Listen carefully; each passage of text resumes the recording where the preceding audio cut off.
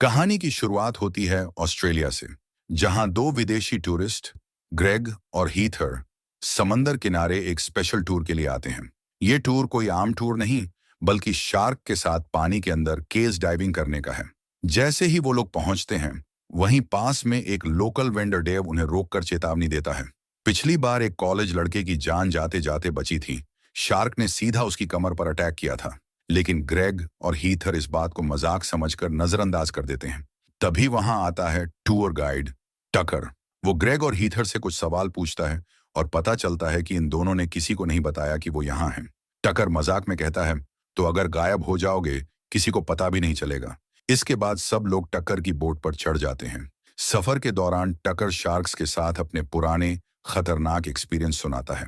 वो बताता है कि बचपन से ही शार्क के साथ तैरता आ रहा है और अपने शरीर पर बना एक बड़ा जख्म भी दिखाता है। जब बोट सही जगह पहुंचती है, तो टकर समंदर में चूम यानी शार्क को बुलाने वाला मांस डालना शुरू करता है। हीथर इस सब से काफी डर जाती है, और जब पानी की सतह पर शार्क का फिन दिखाई देता है, तो उसका डर और भी बढ़ जाता है। वो कहती है, मुझे ये नहीं करना। टकर उसे शांत करने के लिए मेडिटेशन करवाने की कोशिश करता है, और फिर अचानक बेबी शार्क गाना गाने लगता है। पहले तो हीथर चौंकती है, लेकिन फिर हंसने लगती है और उसका डर थोड़ा कम हो जाता है। फिर दोनों को एक लोहे केज में बंद करके समंदर में उतारा जाता है। नीचे चारों तरफ शार्क ही शार्क। इतने सारे दांतों को देख हीथर फिर से घबरा जाती है। जैसे ही हीथर घबरा जाती है, ग्रेग उसे प्यार से समझाता है, और दोनों साथ मिलकर पानी के अंदर घूमती इन विशाल शार्कों की खूबसूरती को निहारते हैं। ये पल उनके लिए किसी जादू से कम नहीं होता, लेकिन यह जादू ज्यादा देर नहीं टिकता।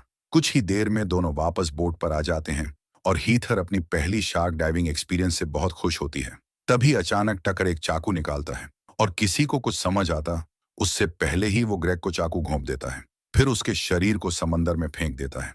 हीथर जोर जोर से चीखने लगती है, लेकिन अब बहुत देर हो चुकी होती है। अगले दिन कहानी में एक नया किरदार आता है, एक अमेरिकन सर्फर लड़की जिसका नाम है जेफर। वो समंदर की लहरों में मस्ती कर रही होती है। बाद में जब वो एक ग्रोसरी स्टोर जाती है, तो वहीं उसे मोसेस नाम का लड़का मिलता है, जो जंप पर केबल मांग रहा होता है, लेकिन स्टोर में वो खत्म हो चुके होते हैं।